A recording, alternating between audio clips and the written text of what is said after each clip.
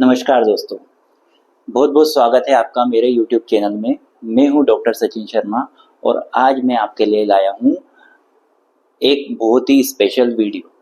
ये video special इसलिए है कि जैसा कि आप जानते हैं कि मध्य प्रदेश की अलग अलग यूनिवर्सिटी में इस समय चल रहा है एग्ज़ाम टाइम।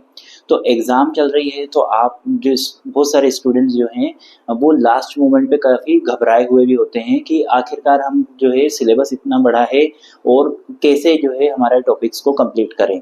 तो आज मैं आपके लिए लाया हूँ एक मैराथन क्लास, हम इसको कह सकते हैं कि लास्ट मोमेंट की तैयारी में जो है आप किस तरीके से कर सकते हैं, किस तरीके से आपके टॉपिक्स के बारे में जानकारी प्राप्त कर सकते हैं। और मेरे ख्याल से अगर आप इस क्लास को बार बार अच्छी तरह से सुनेंगे तो आपके टॉपिक्स वैसे ही बहुत अच्छी तरीके से क्लियर हो जाएंगे। तो दोस्तों, आज का वीडियो जो है वो बेस्ड है जैसा कि आपको एक चीज़ और पता है कि न्यू एजुकेशन पॉलिसी जो है हमारे मध्य प्रदेश में लागू है। तो स्टूडेंट्स को जो है वोकेशनल सब्जेक्ट चुनना था अपना अपना, तो हर स्टूडेंट ने अपना अपना अलग अलग वोकेशनल सब्जेक्ट चुना। तो आज मैं जो क्लास लाया हूँ ये फर्स्ट ईयर के स्टूडेंट के लिए लाया हूँ, चाहे वो किसी भी स्ट्रीम के हो, बीए, बीएससी, बीकॉम, किसी भी स्ट्रीम के हो। और यदि उनने वोकेशनल सब्जेक्ट में जो है न्यूट्रिशन एंड डाइटिक्स लिया है, पोषण और आहार अगर सब्जेक्ट लिया है, तो ये वीडियो उनके लिए बहुत ज़्यादा ही उपयोगी साबित होने वाला है एग्जाम पॉइंट ऑफ व्यू से। तो मैं हर एक टॉपिक को आपको समझाने वाला हूँ और ध्यानपूर्वक आपको सुनना है। आप चाहें तो पेन और कॉपी लेकर के भी बैठ सकते हैं, और या फिर आप इस वीडियो को जो है जब आप सुनेंगे तो आप इसकी, अगर वीडियो में थोड़ा सा जल्दी जल्दी हो रहा है तो आप उसकी स्पीड को डाउन कर सकते हैं। और इस वीडियो को यदि आपने 4 से 5 बार सुन लिया तो इतना तो मैं जानता हूँ कि आप एग्जाम में बहुत अच्छे मार्क्स ला सकते हैं। तो आइए शुरुआत करते हैं हम। तो स्टूडेंट्स, आपको मैं बताना चाहूँगा कि फर्स्ट ईयर का जो वोकेशनल सब्जेक्ट न्यूट्रिशन डाइटिक्स का जो सिलेबस है ये टोटल कितनी यूनिट्स से मिलकर के बना है? ये टोटल 5 यूनिट्स से मिलकर के बना है। अब ये 5 यूनिट्स से मिलकर के बना है तो अलग अलग यूनिट में आपको क्या क्या टॉपिक पढ़ना रहेंगे वो हम डिस्कस करेंगे। तो सबसे पहले हम स्टार्ट करते हैं अपनी फर्स्ट यूनिट से। तो फर्स्ट यूनिट में आपको क्या पढ़ना रहेगा और कैसे उसको पढ़ना रहेगा वो मैं आपको बताता हूँ। तो जो आपकी फर्स्ट यूनिट रहेगी इसमें आपको पढ़ना है भोजन और पोषण का परिचय, introduction to food and nutrition, कि भोजन और पोषण क्या होता है। तो पहली चीज जो आती है वो आती है कि भोजन क्या होता है। सबसे पहले तो अपन भोजन की परिभाषा को ही देख लेते हैं कि भोजन वो पदार्थ है जो जीवों को ऊर्जा और पोषण प्रदान करने के लिए खाया जाता है। तो ये हम सबको पता है कि हम फूड क्यों खाते हैं, ताकि हमको एनर्जी मिले और हमारी बॉडी को पोषण प्राप्त हो। तो अगर आपसे पूछा जाता है कि भोजन क्या होता है तो आपको लिखना है कि भोजन वो पदार्थ होता है जिसके खाने से हमको ऊर्जा प्राप्त होती है और पोषण प्राप्त होता है। उसके बाद में इसके जो मुख्य घटक है वो क्या क्या होते हैं। भोजन के जो मुख्य घटक रहते हैं, भोजन में मुख्य रूप से क्या पाया जाता है? भोजन में मुख्य रूप से पाया जाता है कार्बोहाइड्रेट, प्रोटीन और फैट्स, जो शरीर को ऊर्जा और विकास के लिए बहुत ही ज्यादा आवश्यक होते हैं। ठीक है स्टूडेंट्स, तो ये हमको पता है कि भाई हम भोजन खाते हैं, भोजन में बहुत सारे न्यूट्रिएंट्स रहते हैं। वो न्यूट्रिएंट्स जो है बहुत सारे फॉर्म्स में रहते हैं, पर मेनली उनको अपन बोलें कि कार्बोहाइड्रेट, फैट्स और एक और क्या था आपका, प्रोटीन। उसके बाद में ये क्या करते हैं, ये बॉडी को एनर्जी प्रोवाइड करते हैं और साथ में जो है उसकी वजह से जो है बॉडी का विकास भी होता है। अन्य पोषक तत्वों की अगर बात की जाए तो भोजन में खनिज, विटामिन और पानी जैसे अन्य पोषक तत्व भी पाए जाते हैं। तो मिनरल्स भी पाए जाते हैं, अलग अलग मिनरल्स, अलग अलग तत्व जो है अपने को अलग अलग फॉर्म में बने हुए मिलते हैं। सभी तरीके के आयरन है, आपका पोटेशियम है, आपका जो है सोडियम है, जैसे नमक में NaCl है। तो ये सब चीजें जो है आपको भोजन का जब आप टेक करते हैं तो अलग अलग प्रकार के जो मिनरल्स हैं वो भी आपकी बॉडी में जाते हैं। भोजन का महत्व क्या होता है? भोजन का महत्व जो है, भोजन हमारे शरीर को ऊर्जा देता है, विकास में मदद करता है और टूट फूट की मरम्मत करता है। तो टूट फूट की मरम्मत, जैसे कि आपने देखा होगा स्टूडेंट्स की जो नॉर्मली आपको जो चोट लगती है तो आपके सेल्स को रिपेयर करने का काम प्रोटीन करता है। ठीक है। तो ऐसे ही कभी कोई जब लोग जिम जाते हैं तो वो क्या करते हैं, बहुत ज्यादा प्रोटीन, सब कहते हैं प्रोटीन खाना है, प्रोटीन अपटेक करना है। तो वो क्यों करना है, क्योंकि वो जब जिमिंग करते हैं तो उनकी सेल्स बहुत सारी टूटती भी है, तो उनको रिपेयर करने के लिए जो है प्रोटीन की आवश्यकता होती है। तो भोजन का महत्व क्या है कि ये एक तो शरीर को ऊर्जा प्रदान करता है, विकास में मदद करता है और टूट फूट की मरम्मत भी करता है। उसके बाद आगे बढ़ते हैं तो हम बात करते हैं संतुलित आहार। संतुलित आहार कौन सा होता है? संतुलित आहार में सभी आवश्यक पोषक तत्वों का सही मात्रा होती है जो शरीर को स्वस्थ रखने के लिए आवश्यक होती है। तो हम जानते हैं संतुलित आहार मतलब कि बैलेंस डाइट जो रहती है, एक संतुलित ऐसा आहार रहता है कि सभी तरीके के जो पोषक तत्व जो है वो वाले प्रोडक्ट्स अपने को कंज्यूम करना होता है, जिससे कि हमारी बॉडी का विकास हो सकता है। अब भोजन के प्रकार, भोजन कई प्रकार के होते हैं, जैसे कि अनाज भी होता है, फल भी होता है, उसके बाद में तो जो अनाज होता है, फल होता है, सब्जियां होती है, प्रोटीन होता है और वसा युक्त पदार्थ, खाद्य पदार्थ भी इसमें होते हैं। तो भोजन के ये अलग अलग प्रकार हो गए। अब पौधों और जानवरों में भोजन।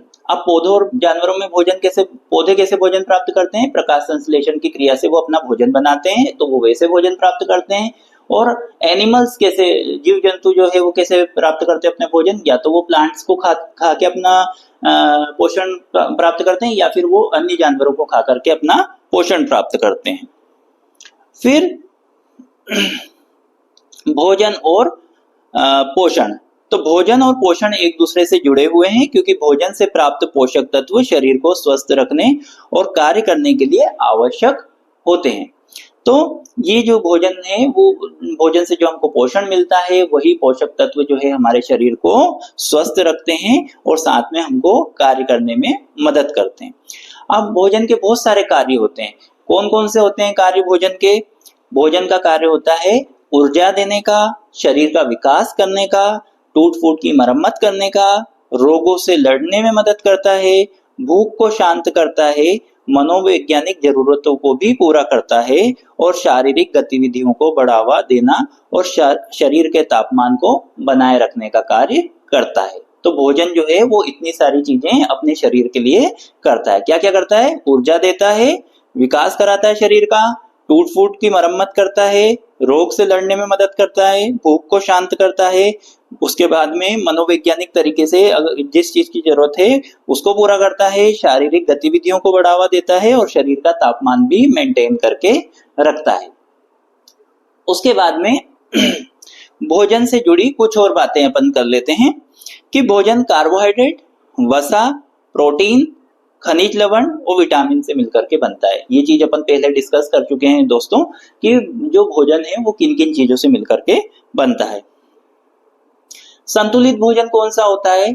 जिसमें ये सब चीजें जो अभी अपन ने बात करी, प्रोटीन, विटामिन, मिनरल, फैट्स, ये सब चीजें, जो वाटर, ये सब चीजें जब संतुलित मात्रा में अपने को मिलती है तो उसको हम कहते हैं संतुलित भोजन।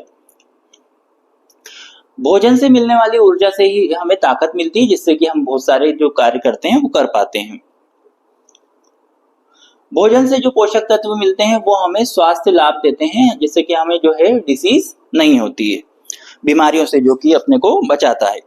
उसके बाद में आगे बढ़ते हैं कि भोजन से मिलने वाले पोषक तत्व शरीर के क्षतिग्रस्त कोशिकाओं, ऊतकों और अंगों की मरम्मत और पुनर्निर्माण में मदद करते हैं। तो जो भोजन से जो तत्व मिलते हैं अपने को, पोषक तत्व, ये क्या करते हैं? अपने शरीर में जो भी टूट फूट हो गई है उसकी मरम्मत, उसके बाद में अपनी कोशिकाओं की मरम्मत, अपने ऊतकों की मरम्मत और बॉडी के पुनर्निर्माण में मदद करती है। भोजन से मिलने वाले पोषक तत्व से शारीरिक वृद्धि और प्रजनन में भी मदद करते हैं। मतलब कि ओवरऑल जो बॉडी की जो प्रोसेस है वो कैसे होती है? भोजन से होती है। अब अपन बात करते हैं भोजन के मुख्य रूप। भोजन के मुख्य मतलब कि भोजन जो है वो 5 अलग अलग समूहों में अपन ने उसको ग्रुप्स में डिवाइड कर दिया, समूह में डिवाइड कर दिया। कौन कौन से अलग अलग समूह हैं? आपको अगर क्वेश्चन आता है कि भोजन के ग्रुप्स के बारे में बताइए आप, तो आप जो है भोजन के ग्रुप, मतलब कि आपको एक टॉपिक है भोजन समूह, तो आपको याद होना चाहिए कि भोजन जो है वो मुख्य रूप से 5 समूहों में वर्गीकृत किया गया है। कौन कौन से 5 समूह है? एक है अनाज, एक है फल, एक है सब्जियां, एक है प्रोटीन और डेयरी या डेयरी जो है इसमें आता है। तो पहली बात करते हैं अपन अनाज की। तो अनाज में क्या क्या आ गया? आपका गेहूं आ गया, आपका चावल आ गया, आपकी मक्का आ गई, आपका ब्रेड आ गया, आपका जो होल ग्रेन है जैसे कि साबुत गेहूं है, ब्राउन राइस है, और ये सब चीजें जो है आपके काय में आ गए? ग्रेन्स में आ गए। ग्रेन्स मतलब कि अनाज में आ गए। आप जानते हैं अनाज क्या क्या है? वो सब जो देखिए 5 भागों में जो है इन्हें विभाजित कर दिया भोजन को। पहला हो गया अपना अनाज। तो अनाज में अपन जानते हैं कि गेहूं चावल जो भी है ये सब चीजें अनाज होती है। फिर फल, फल अपन जानते हैं संतरा, अंगूर, केला, तरबूज, ये सब जो फल जो हैं ये इसमें ये जो फल हैं ये सब चीजें सेकंड ग्रुप इसका होता है। इनसे हमको विटामिन मिलता है, इनसे हमको मिनरल्स मिलते हैं, इनसे हमको फाइबर मिलता है। उसके बाद में जो तीसरा पार्ट है वो है कौन सा? आपका सब्जियां या वेजिटेबल्स। वेजिटेबल जैसे कि आपके पालक, टमाटर, ब्रोकली, ये सब चीजें जो जो सब्जियां आमतौर पे अपन यूज करते हैं वही सब्जियां अपन इसमें लिख सकते हैं। इनसे हमको बहुत ज्यादा विटामिन, उसके बाद मिनरल्स और बहुत ज्यादा फाइबर प्राप्त होता है। उसके बाद में जो चौथा समूह है वो है आपका प्रोटीन। अब प्रोटीन कहाँ कहाँ से मिलता है? प्रोटीन जो है आपको फलियों से मिलता है, आपको दाल से मिलता है, आपको जो नॉन वेज खाते हैं उनको मछली, मांस, अंडे, इनसे मिलता है, और ये शरीर के ऊतकों की मरम्मत और विकास के लिए आवश्यक होते हैं। उसके बाद में 5वां जो है वो है आपका डेयरी प्रोडक्ट्स। डेयरी प्रोडक्ट्स मतलब कि आपके दूध, दही, पनीर, सोया मिल्क, बादाम मिल्क, ये सब जो रहते हैं ये कैल्शियम और प्रोटीन का अच्छा स्रोत होते हैं। तो आपसे अगर पूछा जाता है कि स्टूडेंट्स आपसे अगर पूछ ले कि भोजन समूह बताइए, तो आपको बोलना है कि भोजन जो है मुख्यतः 5 समूह में बांटा जाता है। पहला होता है अनाज। अनाज में गेहूं, चावल वगैरह आ जाते हैं, और ये जो क्या काम करते हैं, इनमें बहुत ज्यादा मात्रा में फाइबर्स वगैरह होते हैं। उसके बाद में फ्रूट है। फ्रूट जो है वो आपके अलग अलग फलों के आप नाम लिख सकते हैं, और इनमें विटामिन, खनिज और फाइबर होता है। उसके बाद में वेजिटेबल, सब्जियां की बारी आई। सब्जी में क्या होता है? सब्जी, सब तरीके की सब्जी में से आप कोई सा भी एग्जाम्पल लिख सकते हैं और साथ में लिख देंगे कि विटामिन, खनिज और फाइबर का अच्छा स्रोत होता है। उसके बाद में प्रोटीन की बात करें तो प्रोटीन कहाँ से मिलता है? प्रोटीन नॉन वेजिटेरियन लोगों के लिए जो है मांस, उसके बाद में अंडा है, उसके बाद में मुर्गी है, उसके बाद में मछली है, इनसे मिलता है। और वेजिटेरियन लोग जो है फलियां और दालों से जो है इसको प्राप्त, और नट्स वगैरह जो रहते हैं आपके, अलग अलग प्रकार के नट्स जो आपके, चाहे आप बादाम की बात कर लें, चाहे अखरोट की बात कर लें, चाहे काजू किशमिश इनकी बात कर लें, ये इसमें आ जाता है। फिर डेयरी प्रोडक्ट की बात करें तो डेयरी प्रोडक्ट आप लोग जानते हैं क्या होता है। डेयरी प्रोडक्ट जो दूध, दही, पनीर वगैरह जो रहता है ये डेयरी प्रोडक्ट के अंदर आता है, और ये भी कैल्शियम और प्रोटीन का अच्छा स्रोत है। उसके बाद में दोस्तों आपका अगला जो टॉपिक है वो है फूड गाइड पिरामिड। अब फूड गाइड पिरामिड क्या होता है? तो एक पोषक उपकरण जो विभिन्न खाद्य समूहों से कितनी मात्रा में भोजन करना चाहिए इसका दृश्य प्रतिनिधित्व है, जो स्वस्थ आहार के लिए आवश्यक है। तो देखिए दोस्तों,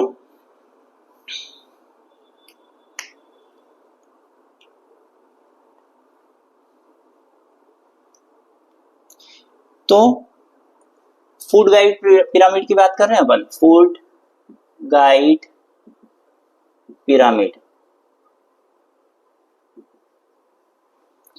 अब फूड गाइड पिरामिड क्या होता है इसके बारे में डिस्कस कर लेते हैं।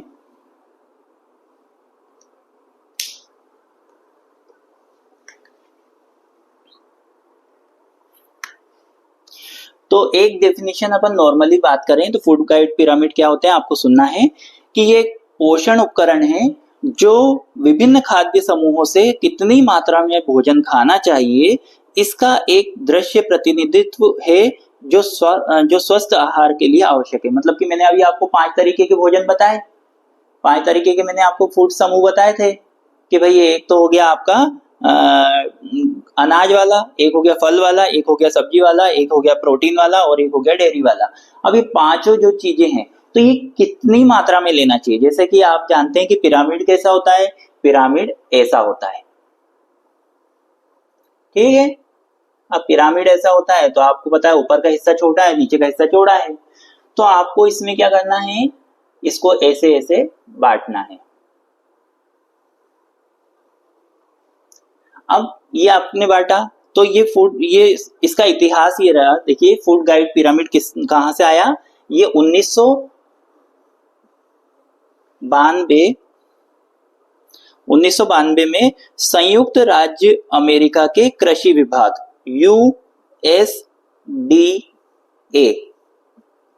यूएसडीए मतलब कि संयुक्त राज्य अमेरिका के कृषि विभाग ने इसको दिया, और इसकी संरचना जो है वो कैसी होती है उसके बारे में इन्हें बताया। तो मैं बताता हूं इसकी संरचना कैसी होती है। तो इसका जो आधार वाला हिस्सा रहता है ना, ये आधार वाले हिस्से में क्या आता है, आपका आता है ये ग्रेन्स वाला पार्ट, मतलब कि अनाज वाला पार्ट। तो सबसे ज्यादा मात्रा में आपको अनाज लेना चाहिए, दूसरी मात्रा में अपने को क्या लेना चाहिए, फल और सब्जियां।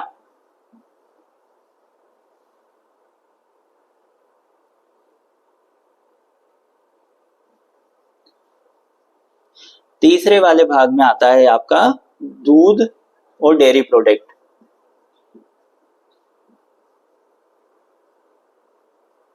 चौथा वाला जो इसका भाग रहता है, इसमें आता है प्रोटीन युक्त पदार्थ, जैसे कि मांस, मछली, अंडे, बीन्स। तो इसमें आता है प्रोटीन युक्त खाद्य पदार्थ, मतलब कि मीट है आपका, मछली है, फिश है, एग है, ये इसमें आता है। और उसका जो सबसे ऊपर वाला हिस्सा आता है, ये आता है फैट वाली चीजें, तेल वाली, ऑयल वाली चीजें, और मीठे पदार्थ, शुगर वाले जो पदार्थ रहते हैं, ये सबसे कम सेवन करना चाहिए। तो दोस्तों अभी हम लोग अलग अलग भागों में अपन ने फूड को विभाजित किया था। अब हमने बात करी कि आपसे अगर क्वेश्चन पूछा जाता है कि फूड गाइड पिरामिड क्या होता है, तो फूड गाइड पिरामिड अगर क्वेश्चन आता है तो आपको ये बोलना है कि फूड गाइड पिरामिड जो है वो 1992 में जो संयुक्त 1992 में जो है संयुक्त राज्य अमेरिका के कृषि विभाग ने ये बनाया था। किसने बनाया था, संयुक्त राज्य अमेरिका के कृषि विभाग ने 1992 में दिया था। और उन्होंने ये कहा था कि भोजन को जो है किस भागों में बांटा है, कि इस हिसाब से अगर आप खाएंगे तो आपका शरीर जो है वो हेल्दी रहेगा। कैसे रहेगा, सबसे ज्यादा तो आप इसमें पिरामिड में उन्होंने जो नीचे जो बड़ा हिस्सा है, तो इन्हें बताया कि यहाँ पे अनाज, तो अनाज आप सबसे ज्यादा खा सकते हैं, उससे कम आपको फ्रूट और वेजिटेबल खाना है, उससे कम जो है डेयरी से प्राप्त होने वाले प्रोडक्ट, मतलब कि आपके जो ये दूध, दही, घी वगैरह ये जो चीजें हैं ये कम खाना है। उसके बाद में आपको जो नॉन वेजिटेरियन मीट वगैरह है, फिश है, एग है, ये उससे कम खाना है। और सबसे कम आपको फैट्स युक्त पदार्थ जिनमें वसा बहुत ज्यादा है, ऑयल बहुत ज्यादा है, शुगर बहुत ज्यादा है, वो आपको सबसे कम खाना है। तो ये हुआ आपका फूड गाइड पिरामिड। उसके बाद में आपका अगला जो क्वेश्चन रहेगा वो रहेगा भोजन का स्वास्थ्य से संबंध। तो भोजन का स्वास्थ्य से क्या संबंध है, तो वो मैं बता देता हूं कि भोजन और स्वास्थ्य का बहुत गहरा संबंध है। हम जो खाते हैं वो हमारे शरीर को ऊर्जा और पोषण प्रदान करता है, जो शारीरिक और मानसिक स्वास्थ्य के लिए आवश्यक है। हम जानते हैं कि हम जो खाते हैं उसी से हमको पोषण प्राप्त होता है, और यही हमारे शरीर के लिए और हमारे मानसिक स्वास्थ्य के लिए बहुत ज्यादा जरूरी होता है। और स्वस्थ भोजन बीमारियों को रोकने और बेहतर जीवन जीने में मदद करता है। तो जो स्वस्थ भोजन अगर आप खाएंगे तो आपका शरीर भी स्वस्थ रहेगा और आप बीमारियों से भी बचे रहेंगे। तो यहाँ भोजन और स्वास्थ्य के बीच के संबंध के बारे में कुछ जानकारी मैं आपको देना चाहूंगा। तो पहली चीज है ऊर्जा और पोषण। तो भोजन क्या करता है, हमारे शरीर को क्या करता है, काम करने के लिए आवश्यक ऊर्जा प्रदान करता है, और इसमें प्रोटीन, कार्बोहाइड्रेट, वसा, विटामिन और खनिज जैसे आवश्यक तत्व होते हैं। तो ये भोजन जो रहता है ये स्वास्थ्य, भोजन और स्वास्थ्य का एक अपन ये कर रहे हैं कि भाई भोजन जो है वो स्वास्थ्य के लिए क्या कर रहा है। तो भोजन ने सबसे पहले स्वास्थ्य को के लिए ये करा कि उसने ऊर्जा और पोषण प्रदान किया। फिर दूसरी चीज क्या करी, इसने हमको रोगों से बचाया। तो दोस्तों मैं आपको जो चीजें बोलता हूँ आपको बहुत ध्यान से सुननी है। मैं कुछ पॉइंट्स बोलता हूँ, आपको मेरे पॉइंट्स को ध्यान से सुनना है और उन पॉइंट्स को ही जो है आगे आपकी एग्जाम में नोट डाउन करना है। कई स्टूडेंट क्या करते हैं, एक कोने से लिखना स्टार्ट करते हैं कॉपी के, तो दूसरे कोने तक जो है वो लिखते चले जाते हैं। तो इससे क्या होता है कि जो कॉपी चेक करने वाला है उसको कोई इंटरेस्ट नहीं आता कि आपने क्या लिखा। यदि आप आंसर जब लिखेंगे तो आप आंसर को पॉइंट वाइज बना के लिखेंगे, पॉइंट को हाईलाइट्स करेंगे, तो आपका जो कॉपी है वो बहुत ही सुंदर दिखेगी देखने में भी, और उसमें पॉइंट वाइज जब लिखेंगे तो चेक करने वाले को भी आसानी होगी, और चेक करने वाले को जब आसानी होगी कॉपी चेक करने में तो वो जो है अच्छे मन से आपकी अच्छी तरह से कॉपी चेक करेगा। और यदि वो परेशान होगा तो फिर वो उतना इंटरेस्ट नहीं लेगा, उसको समझ में जाएगा कि स्टूडेंट ने जो है एक तरीके से टाइम पास किया है। ठीक है स्टूडेंट, तो आप इस चीज को ध्यान पूर्वक मैं जो आपको बोल रहा हूँ उसको आपको सुनते जाना है। तो भोजन ने स्वास्थ्य के लिए क्या करा, एक तो ऊर्जा और पोषण प्रदान किया, फिर रोगों से बचाया, मतलब कि पौष्टिक आहार जब अपन लेंगे तो हमको जो है दिल से रिलेटेड बीमारी या शुगर से, मतलब कि बीपी, शुगर, ये सब चीजें जो है, कैंसर, इन सब के जोखिम को हम कम कर सकते हैं। उसके बाद में मानसिक स्वास्थ्य की बात करें तो मानसिक स्वास्थ्य भी अगर अच्छा भोजन खाएंगे तो हमारा जो मेंटल हेल्थ है ये भी बहुत अच्छी रहेगी, और जो है हमारा दिमाग जो है वो अच्छी तरीके से कार्य करेगा। तो जैसे कि आप जानते हैं कि इस समय गर्मी चल रही है, तो आप लोगों को अच्छे अच्छे फलों का सेवन करना चाहिए, ज़्यादा ऐसा तला गला भोजन नहीं करना चाहिए, क्योंकि तला गला भोजन ज़्यादा आप करेंगे तो आप उसको खाएंगे तो एक तो आपकी बॉडी के लिए सही नहीं रहेगा, डिहाइड्रेशन भी हो सकता है, प्लस आपको जो है खा के आप उसको सो जाएंगे, तो उससे क्या होगा कि आप फिर पढ़ नहीं पाएंगे। पता चला मेरा वीडियो चल रहा है और आपने नींद निकाल ली है, तो ऐसा नहीं करना है। आगे बढ़ते हैं। अगला जो टॉपिक है आपका वो है पोषण की परिभाषा। अब पोषण की परिभाषा क्या है, भोजन के जरिए शरीर को जरूरी पोषक तत्व मुहैया कराना, यह एक शारीरिक और जैव रासायनिक प्रक्रिया है। पोषण स्वास्थ्य और तंदुरुस्ती का अहम हिस्सा होता है। तो मतलब कि क्या हुआ, पोषण क्या होता है, पोषण का मतलब है कि भोजन के जरिए शरीर में जो पोषक पदार्थ पहुंचते हैं वो जो है पोषण कहलाते हैं। यह एक शारीरिक और जैविक रासायनिक प्रक्रिया है। पोषक स्वास्थ्य और तंदुरुस्ती का अहम हिस्सा होते हैं। अब पोषण जो है उसके बारे में, पोषण की परिभाषा को अगर देखें तो जीवों द्वारा भोजन लेना और उसका इस्तेमाल करना, इसकी प्रक्रिया क्या होती है, उसको अंतःग्रहण करते हैं, उसको पचाते हैं, उसको अवशोषित करते हैं, उसका परिवहन करते हैं, फिर आत्मसात करते हैं और उत्सर्जन फिर आखिरी में उसका होता है। पोषण का उद्देश्य क्या होता है, शरीर के विकास, मरम्मत और वही मेटाबॉलिक जो एक्टिविटी होती है वो और जरूरी पोषक तत्व मुहैया कराना होता है। तो ये चीज तो देखिए आप लोग स्टूडेंट्स में अभी जो अपन ने स्टार्ट करा था वहीं से जो है मैंने ये चीज आपको समझाई थी कि ये पोषण मतलब कि भोजन से अपने को पोषण प्राप्त हो रहा है। कौन कौन से तरीके के पोषण होते हैं वो भी मैंने आपको बताया। तो यही चीज आप इसमें लिख सकते हैं। अगर आपसे क्वेश्चन पूछा जाता है कि पोषण की परिभाषा क्या होती है, तो आप कह सकते हैं कि जो भोजन हम लेते हैं उसमें जो जो खनिज तत्व, जो जो इम्पोर्टेंट जो चीजें मौजूद रहती है, इम्पोर्टेंट चीजें मतलब कि आपका जो भोजन पोषण किस तरीके का रहता है, fats, protein, carbohydrate, minerals, water, ये सब चीजें जो है ये पोषण है और ये भोजन से ही अपने शरीर में पहुंचते हैं। तो ये जो है एक दूसरे से इंटर रिलेटेड हैं। पोषण से जुड़े कुछ और तथ्य के बारे में अगर बात करें तो पोषण से जुड़े अध्ययन में भोजन की संरचना, आहार संबंधी दिशा निर्देश और स्वास्थ्य के लिए को बनाए रखने में पोषक तत्वों की भूमिका शामिल होती है। पोषण की कमी से कई तरह की स्वास्थ्य समस्याएं भी हो सकती है, मतलब कि अगर पोषण टाइम से नहीं मिलता, अपने को अच्छे से पोषण नहीं लेते हैं तो कई सारी अपने शरीर में परेशानियां भी हो सकती है। पोषण की विधियों में से एक जो है परपोषण है, जिसमें जीव अपना भोजन दूसरे जीव से भी प्राप्त करता है। ये तो आप लोगों ने जो है आपके साइंस के जो सब्जेक्ट हैं उसमें आपने ये चीजें पढ़ी होगी। फिर स्वस्थ वजन, संतुलित आहार स्वस्थ वजन बनाए रखने में मदद करता है, जो मोटापे और उससे जुड़ी बीमारियों के जोखिम को भी कम करता है। तो मतलब कि क्या है कि अगर आप जो है भोजन जो है अच्छी मात्रा में लेंगे और जो है संतुलित आहार लेंगे तो आपका जो मोटापे की जो बीमारी है वो भी आपको नहीं होगी। प्रतिरक्षा प्रणाली, तो क्या है कि शरीर को अगर अच्छा पोषण मिलेगा तो उस अपना जो रोग प्रतिरोधक तंत्र है वो भी बहुत अच्छी तरीके से बना रहेगा, जिससे कि आपका शरीर जो है बीमारियों से लड़ने में बहुत ज्यादा पावरफुल हो जाएगा।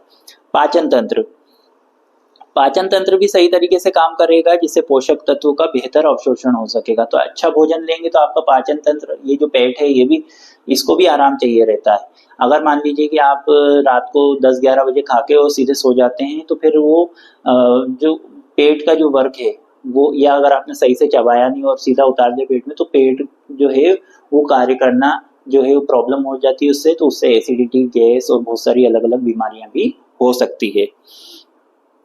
आहार संबंधी आदतें, स्वस्थ खाने की आदत विकसित करना महत्वपूर्ण है, जिसमें विभिन्न प्रकार के खाद्य पदार्थों का सेवन करना, फल, सब्जियां, साबुत अनाज और स्वस्थ वसा को शामिल करना शामिल है। मतलब कि जितना आप हाइजीनिक फूड इस्तेमाल करेंगे, घर का बना हुआ खाना खाएंगे, बाहर का कम खाएंगे, तो अपने आप आपका स्वास्थ्य जो है अच्छी तरीके से बना रहेगा। पानी की अगर बात करें, पानी हमारे शरीर के लिए बहुत महत्वपूर्ण है और हमें पर्याप्त मात्रा में पीना चाहिए। और खान पान की अच्छी आदतों से भविष्य में मोटापा, हृदय संबंधी रोग, कैंसर और शुगर जैसे जो रोग हैं इनसे बचा जा सकता है। आज के टाइम पे ये सब प्रॉब्लम बहुत ज्यादा हो रही है, जैसे कि आप जानते हैं कि हम सब लोग जो है केमिकल फर्टिलाइजर से बना हुआ भोजन ही ग्रहण कर रहे हैं। मोस्टली जो केमिकल्स हमारी बॉडी में जा रहे हैं, तो आप लोग ये जानते हैं कि आप कोशिश करें कि इतना तो करें कि मतलब हम कम से कम फूड जो है, हमारी फूड हैबिट को सुधारें और हम जो है थोड़ा सा पौष्टिक आहार लें, जिससे कि हमारा शरीर जो है वो स्वस्थ बना रहे। उसके बाद में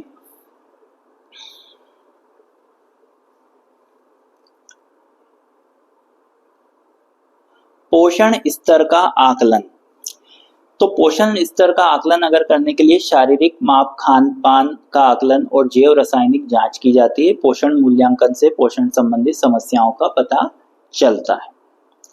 अब पोषण के आकलन की अगर बात करें तो शारीरिक माप, तो ऊंचाई, वजन, सिर की परिधि, मध्य ऊपरी बाहें परिधि, त्वचा की मोटाई, कमर का अनुपात कितना है। फिर खान पान का आकलन, खाने की आदतें और आहार का आकलन। फिर जैव रासायनिक जांच, पौष्टिक तत्व और कैलोरी का आकलन। आहार मूल्यांकन, भोजन में पोषक तत्वों की मात्रा का आकलन। पर्यावरणीय आकलन, घरों में नमक में आयोडीन का स्तर का आकलन। तो कहने का मतलब ये है दोस्तों कि ये जो है पोषण स्तर का आकलन, तो पोषण स्तर का आकलन कैसे किया जाता है, ये आपका क्वेश्चन है। तो पोषण स्तर का आकलन जो है वो ऐसे किया जाता है कि इसमें आपकी बॉडी को एक बार चेक किया जाता है कि भाई आपका शरीर का माप क्या है, आपके शरीर के माप के हिसाब से आपका पोषण स्तर क्या है वो जांचा जाता है। आप क्या क्या खा रहे हैं उसकी, आपकी फूड हैबिट को जांचा जाता है। आपके जो है आपकी कैलोरीज को काउंट किया जाता है कि दिन भर में आप जो खाते हैं वो आपकी बॉडी को उतनी कैलोरी चाहिए कि आप उससे एक्स्ट्रा कैलोरी ले रहे हैं। उसके बाद में आहार का मूल्यांकन कि आप पोषक तत्व कितनी मात्रा में ले रहे हैं। उसके बाद में पर्यावरणीय आकलन, मतलब कि जैसे कि आप जानते हैं कि आयोडीन की मात्रा भी जो है आपको संतुलित तौर पे लेनी चाहिए, क्योंकि उसके बिना भी जो है आपको बहुत सारी परेशानियां हो सकती है। उसके बाद में जो हमारा नेक्स्ट जो टॉपिक रहेगा वो रहेगा अनुकूल या पर्याप्त पोषण। इसके बारे में हमको डिस्कस करना रहेगा। तो दोस्तों अपना जो अगला जो टॉपिक है वो था अपना अनुकूल या पर्याप्त पोषण। ये फर्स्ट यूनिट के ही टॉपिक से चल रहे हैं। तो अनुकूल या पर्याप्त पोषण, जिसको अपन इंग्लिश में कहते हैं ऑप्टिमल न्यूट्रिशन या सफिशिएंट न्यूट्रिशन। अब ऑप्टिमल न्यूट्रिशन और सफिशिएंट न्यूट्रिशन या अनुकूल या पर्याप्त पोषण में क्या अंतर है। तो अनुकूल पोषण कौन सा पोषण होता है? ये ऐसा पोषण होता है कि हम सारी चीजों का ध्यान रखते हैं। जब अपन भोजन करते हैं तो उस समय हम सोच के भोजन करते हैं कि भाई हमें ये न्यूट्रिशन भी लेना है, ये न्यूट्रिशन भी लेना है, ये न्यूट्रिशन भी लेना है। तो उसको क्या कहते हैं हम अनुकूल पोषण। तो इसको परिभाषित कैसे करेंगे? तो ये आहार में सभी आवश्यक पोषक तत्व, विटामिन, मिनरल, प्रोटीन, वसा, कार्बोहाइड्रेट की सही मात्रा और सही अनुपात में उपलब्धता सुनिश्चित करता है। कौन सुनिश्चित करता है? अनुकूल पोषण, ऑप्टिमल न्यूट्रिशन। ये शरीर के विकास कार्य और स्वास्थ्य के लिए आवश्यक है। तो ये शरीर के विकास के लिए भी आवश्यक है और ये रोगों से बचाने में भी अपने को मदद करता है। तो अब पर्याप्त पोषण क्या होता है? पर्याप्त पोषण जो है ये सिर्फ ये सुनिश्चित करता है कि भाई शरीर को ऊर्जा की आवश्यकता के लिए बस पर्याप्त मात्रा में भोजन मिल जाए। ये आवश्यक पोषक तत्वों की कमी को पूरा करने पर ध्यान केंद्रित नहीं करता। ये कुपोषण की स्थिति को रोकने में भी मदद नहीं करता। तो आप जानते हैं दोस्तों कि भारत में लोगों को 2 टाइम का खाना मिलना ही बहुत बड़ी बात होती है। कुछ लोगों को तो इतना ज्यादा खाना मिल रहा है कि मतलब वो इतने पैसे वाले हैं कि उनके पास में इतना खाना होते हुए भी वो खाना नहीं खा पा रहे। क्यों नहीं खा पा रहे? क्योंकि उनको बीमारियों ने इतना घेर लिया है कि उनको 2 रोटी खाने के लिए भी इंजेक्शन लगाना पड़ रहा है। शुगर है उनको। अब कुछ लोग आपने रेलवे स्टेशन पे या आप नॉर्मली रेलवे स्टेशन पे या आसपास या बस स्टैंड के आसपास आपने देखा होगा कि उन लोगों को मुश्किल से जो कोई इधर उधर खाना डाल देता है वो बेचारे उठा के खाते हैं। और अगर नॉर्मल अगर वन मिडिल क्लास फैमिली की भी बात करें तो वो व्यक्ति भी मनचाहा भोजन जो है वो प्राप्त नहीं कर पा रहा है। अगर वो ये सोच सोच के खाने लगे कि भाई मेरे को ये भी मिल जाए, वो भी मिल जाए, वो भी मिल जाए, तो ये पॉसिबल नहीं है। तो ये जो है एक तरीके से कई लोग अपना बस पेट ही भर रहे हैं। तो वो चीज जो है वो एक प्रकार का सफिशिएंट न्यूट्रिशन होता है, मतलब कि पर्याप्त पोषण, कि भाई वो व्यक्ति अपना पेट भर रहा है, उससे उसको एनर्जी मिल रही है, पर जरूरी नहीं कि उसको सभी प्रकार के पोषण मिल रहे हैं। तो मेरे ख्याल से आपको समझ में आ गया होगा कि अनुकूल पोषण का मतलब होता है कि ऐसा पोषण जिसमें हम सब चीजों का ध्यान रख रहे हैं कि भाई अपने को सभी तरीके के न्यूट्रिएंट लेने हैं और उस तरह का भोजन कर रहे हैं। और सफिशिएंट न्यूट्रिशन का मतलब ये है कि जो भोजन अपने को मिल रहा है हम उसको बस ले रहे हैं। अब उसमें किस चीज की कमी है, किस चीज की क्या चीज कम है, क्या चीज ज्यादा है, ये अपन देख नहीं रहे हैं। पर अगर आप अनुकूल पोषण लेते हैं तो आप बीमारियों से भी बचे रहेंगे, आपके शरीर में अलग अलग प्रकार के पोषण पहुंचेंगे, तो आपका शरीर जो है वो स्वस्थ रहेगा। जबकि सफिशिएंट न्यूट्रिशन में क्या रहेगा, कुछ ना कुछ चीज की कमी रहेगी, तो वो कहीं ना कहीं की आपको बीमारी जरूर ला देगी। उसके बाद में फॉर एग्जाम्पल अपन उदाहरण के तौर पे देखते हैं कि एक व्यक्ति को दिन भर में पर्याप्त कैलोरी की आवश्यकता होती है, जो पर्याप्त पोषण का उदाहरण है। लेकिन अगर वो सिर्फ कैलोरी से भरपूर भोजन खाता है लेकिन उसमें आवश्यक पोषक तत्व नहीं है तो वो अनुकूल पोषण नहीं है। सही पोषण के लिए उसे एक संतुलित आहार लेना चाहिए जिसमें सभी आवश्यक पोषक तत्व पर्याप्त मात्रा में हो। मतलब कि व्यक्ति को जो है बैलेंस डाइट यूज में लेनी चाहिए जिसमें उसको सब तरीके का पोषण प्राप्त हो सके। तो मतलब कि आपको जो है कोशिश करनी चाहिए कि आप अनुकूल पोषण लें, ऑप्टिमल पोषण लें, पर्याप्त पोषण नहीं, सफिशिएंट न्यूट्रिशन नहीं। आप कोशिश करें कि आपको अनुकूल पोषण मिले। उसके बाद में हम आगे बढ़ते हैं। अगला जो टॉपिक है वो आपका है गुड न्यूट्रिशन और अंडर न्यूट्रिशन, मतलब कि अच्छा पोषण और अल्प पोषण। अब अच्छा पोषण और अल्प पोषण में क्या अंतर है? नाम से ही अपने को मालूम पड़ रहा है कि पर्याप्त मात्रा में मिलना, जिससे वो ऐसा पोषण जो पर्याप्त मात्रा में माफ करिएगा, अच्छा पोषण का मतलब क्या होता है कि जो शरीर को सभी आवश्यक पोषक तत्व, विटामिन और मिनरल पर्याप्त मात्रा में देता है जिससे वो ठीक से काम कर सके। जबकि अल्प पोषण का मतलब होता है कि शरीर को आवश्यक पोषक तत्वों की कमी हो जाती है जिससे स्वास्थ्य में बुरा असर पड़ता है। तो सही बात है कि आपको गुड न्यूट्रिशन मतलब कि अच्छा पोषण, आप अच्छा पोषण लेंगे, सब तरीके का पोषण आपके शरीर को देंगे तो आप अपने आप ही स्वस्थ रहेंगे। पर अगर आप जो है अल्प पोषण लेंगे, मतलब कि आप कम पोषण लेंगे, कम पौष्टिक आहार लेंगे, तो ये निश्चित है कि आपके शरीर पे उसका बुरा असर पड़ेगा।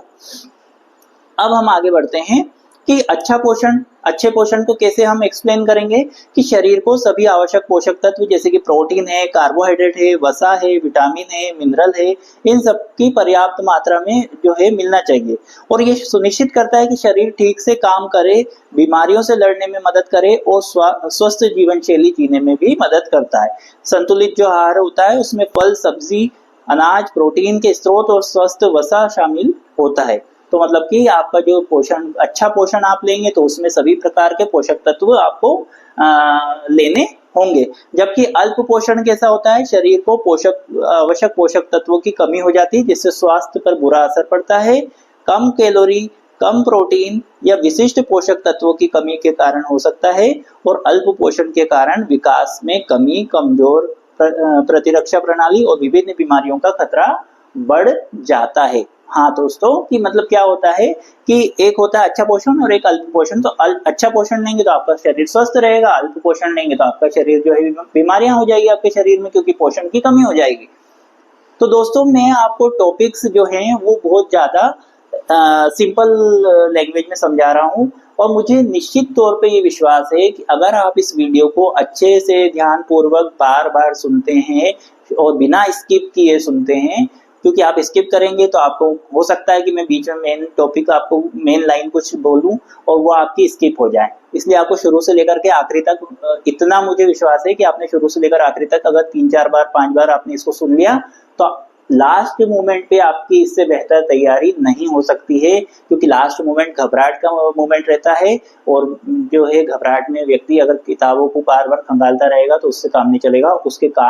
उसको मन शांत करके बस ये चीजें सुननी है। अब हम आगे बढ़ते हैं। अगला जो टॉपिक है आपका वो है माल न्यूट्रिशन।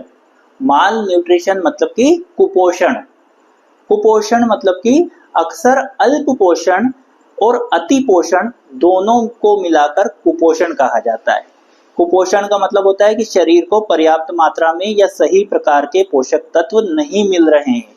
यह स्वास्थ्य के लिए गंभीर समस्या पैदा कर सकता है।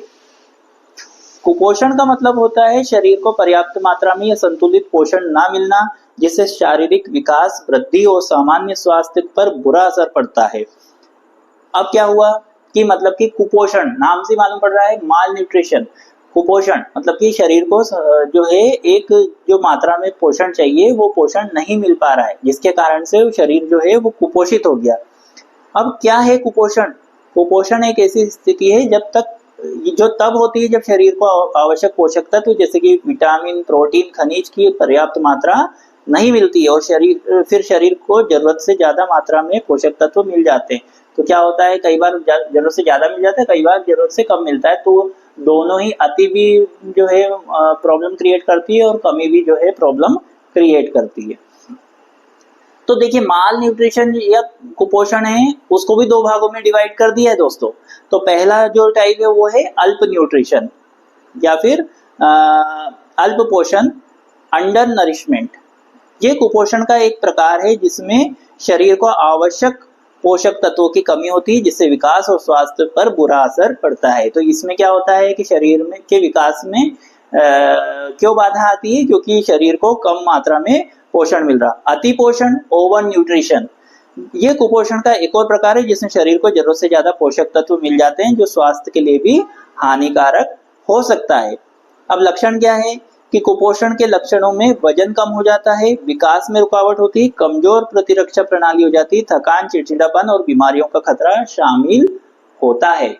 तो मतलब कि आप इस चीज को जैसे समझ रहे हैं कि क्या होता है, अगर आपने जो है कम पोषण लिया तो कहीं ना कहीं जो है आपके शरीर पे उसका दुष्प्रभाव जो है पड़ेगा।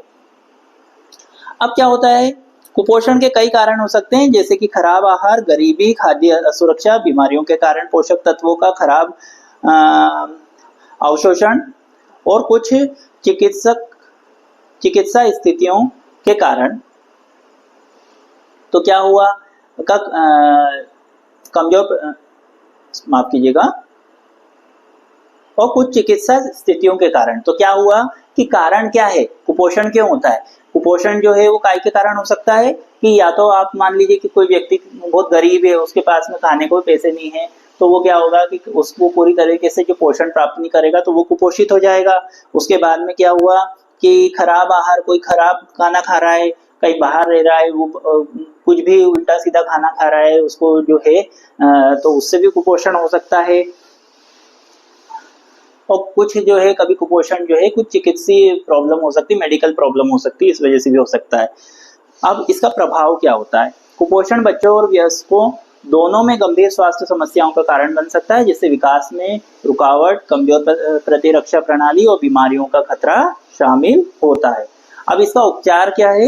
कुपोषण का इलाज आहार में बदलाव, पोषक तत्वों की खुराक और कुछ मामलों में चिकित्सा हस्तक्षेप के द्वारा किया जा सकता है। तो मतलब कि कहने का मतलब ये है कि आपको जो है पोषण सही मात्रा में लेने की उस समय जरूरत होती है अगर आप कुपोषण का शिकार हो गए हैं। आगे बढ़ते हैं कि अगला जो फर्स्ट यूनिट का जो अगला टॉपिक है वो है पोषण। अब पोषण क्या होता है? तो पोषण जो है, पोषण क्या होता है? तो अलग अलग पोषक तत्वों के बारे में मैंने आपको स्टार्टिंग में ही बता दिया था। अब हम आगे बढ़ते हैं। तो पोषक तत्व मुख्यतः जो है वो दो प्रकार के होते हैं। एक होता है मैक्रोन्यूट्रिएंट, एक होता है माइक्रोन्यूट्रिएंट। मैक्रोन्यूट्रिएंट मतलब कि जो ज्यादा मात्रा में पाए जाते, ज्यादा मात्रा में चाहिए होते हैं, और माइक्रोन्यूट्रिएंट कैसे होते हैं? जो सूक्ष्म पोषक तत्व होते हैं। अब मैक्रोन्यूट्रिएंट में कौन आता है? कार्बोहाइड्रेट, प्रोटीन, वसा शामिल है, मतलब कार्बोहाइड्रेट, प्रोटीन और फैट्स। जबकि माइक्रोन्यूट्रिएंट क्या होते हैं? विटामिन और खनिज इसमें शामिल है। आइए अपन इसको आगे से थोड़ा विस्तार पूर्वक समझते हैं। तो पहले अपन डिस्कस करते हैं मैक्रोन्यूट्रिएंट, मतलब कि जो ज्यादा मात्रा में अपने को जरूरत होती है। कार्बोहाइड्रेट की अगर बात की जाए तो ये शरीर को ऊर्जा प्रदान करता है, विभिन्न प्रकार के होते हैं, ये चीनी, स्टार्च और फाइबर से अपने को प्राप्त होता है। उसके बाद में प्रोटीन जो है ये शरीर के ऊतकों का निर्माण करता है और मरम्मत के लिए आवश्यक होता है। अब फैट्स जो रहता है ये ऊर्जा का एक महत्वपूर्ण स्रोत है और कोशिकाओं के निर्माण में भी मदद करता है। फिर पानी, ये शरीर के सभी कार्यों के लिए आवश्यक होता है, पानी सभी चीजों के लिए आवश्यक होता है। अब सूक्ष्म पोषक तत्वों की बात करें तो सूक्ष्म पोषक तत्व कौन से होते हैं? पहला होता है विटामिन, ये शरीर के विभिन्न कार्यों के लिए आवश्यक होते हैं और इन्हें भोजन से प्राप्त किया जाता है। फिर खनिज, ये शरीर के विभिन्न कार्यों के लिए आवश्यक होते हैं और इन्हें भी भोजन से प्राप्त किया जा सकता है। तो ये सब चीजें हैं। आपको जो अगर न्यूट्रिएंट के बारे में पूछा जाए, अगर आपको क्वेश्चन आता है कि अलग अलग प्रकार के न्यूट्रिएंट बताइए, तो आपको जैसे कार्बोहाइड्रेट का पूछ लिया तो आपको ये पता होना चाहिए कि कार्बोहाइड्रेट जो है उससे हमको एनर्जी प्रदान करता है कार्बोहाइड्रेट, और वो हमको चीनी से, स्टार्च से, फाइबर से, इन सब से मिलता है। प्रोटीन जो है वो क्या काम करता है? प्रोटीन जो है आपने देखा होगा कि जो बॉडी बिल्डर लोग रहते हैं, जो बॉडी बनाते हैं, वो लोग क्या करते हैं? बड़े बड़े प्रोटीन के डब्बे मंगाते हैं और उनको खाते हैं। क्यों खाते हैं? क्योंकि प्रोटीन जो है बिल्डिंग ब्लॉक होता है अपने सेल का, मतलब कि वो बॉडी के जो सेल टूटते हैं उनको नए सेल बनाने में हेल्प करता है। फिर फैट्स, ये भी जो है एनर्जी का महत्वपूर्ण स्रोत है और कोशिका के निर्माण में मदद करता है, और पानी तो शरीर के सभी कार्यों में जरूरत पड़ती है। उसके बाद में माइक्रोन्यूट्रिएंट में विटामिन और खनिज जो है ये भी अलग अलग कार्य करने में मदद करते हैं शरीर को। उसके बाद में आगे बढ़ते हैं। तो दोस्तों यहाँ पे अपनी खत्म होती है पहली यूनिट। तो पहली यूनिट के बाद में अपन स्टार्ट करते हैं। जैसे कि मैंने आपको बताया था कि टोटल 5 यूनिट है, और अब अपन आ गए हैं सेकंड यूनिट में। तो सेकंड यूनिट में जो है पहला जो आपका टॉपिक है वो है RDA।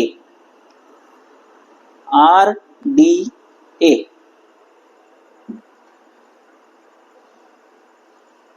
अब RDA क्या होता है इसके बारे में हम डिस्कस करते हैं।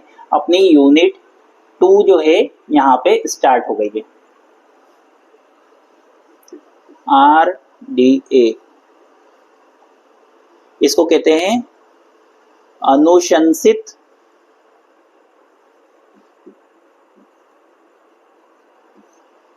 आहार भत्ता।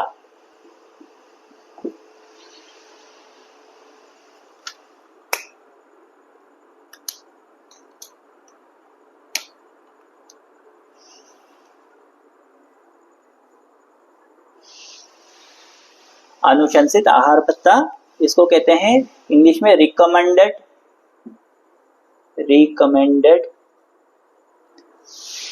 Dietary allowance.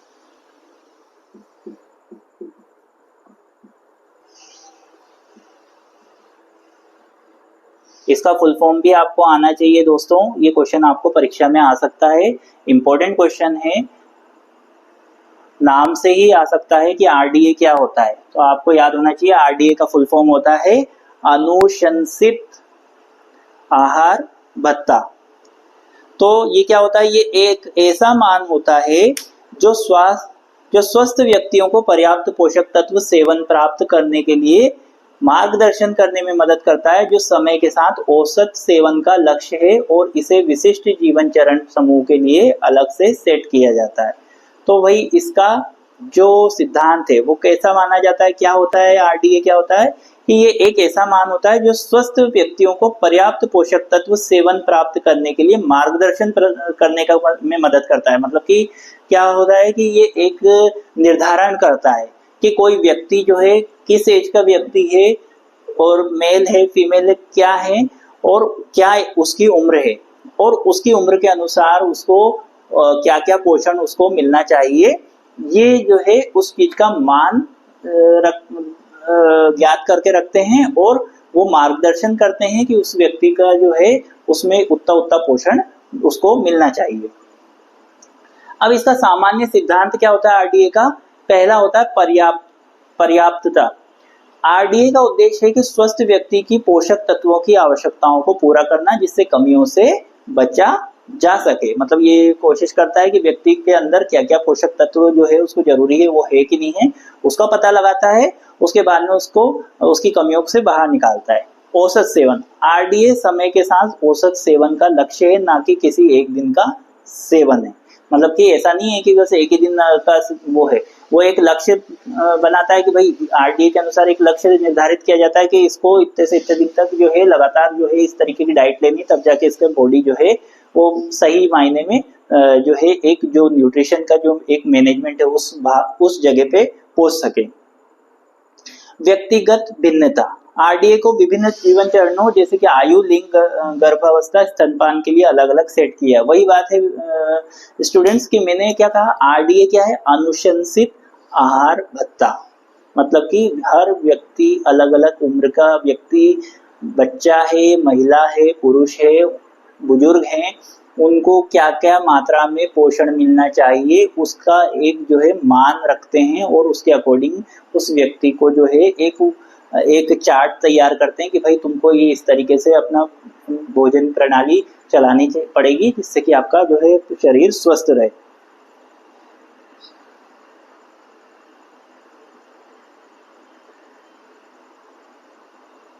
उसके बाद में दिन प्रतिदिन भिन्नता, आरडीए को दिन प्रतिदिन भिन्नता को ध्यान में रखते हुए डिजाइन किया गया है, इसलिए एक दिन में कम सेवन करने पर भी चिंता की कोई बात नहीं, बशर्ते कि समय के साथ औसत सेवन आरडीए के बराबर या उससे अधिक हो। आहार योजना और मूल्यांकन, आरडीए का उपयोग स्वस्थ व्यक्तियों के लिए आहार योजना और मूल्यांकन के लिए किया जाता है और आरडीए एक लक्ष्य है। आरडीए का लक्ष्य स्वस्थ व्यक्तियों को पोषक तत्वों की आवश्यकता को पूरा करना और ये एक ऐसा मान है जो सभी लोगों के लिए आवश्यक होता है।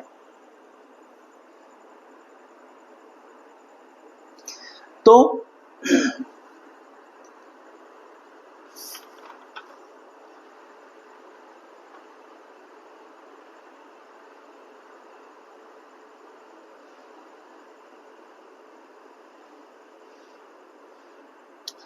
तो दोस्तों आपको ये चीज मैं आपको एक और चीज बताना चाहूंगा कि आपका जो पहला जो टॉपिक है आरडीए, सेकंड यूनिट का पहला जो टॉपिक है आरडीए क्या होता है, रिकमेंडेड डाइटरी प्लान होता है।